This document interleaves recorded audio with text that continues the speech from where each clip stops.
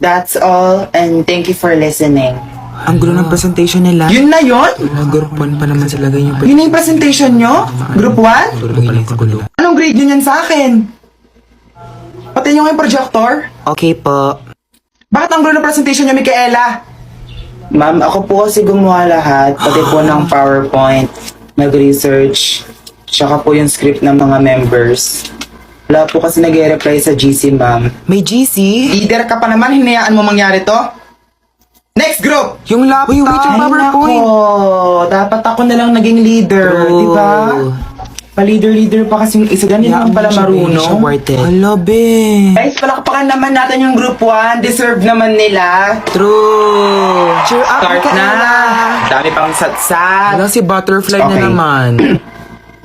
Hello guys, and we are group 2, and we are going to discuss kung anong gagawin sa mga pabuhat na members. Gosh. The butterfly was too stunned to speak. Hala, be, ilag.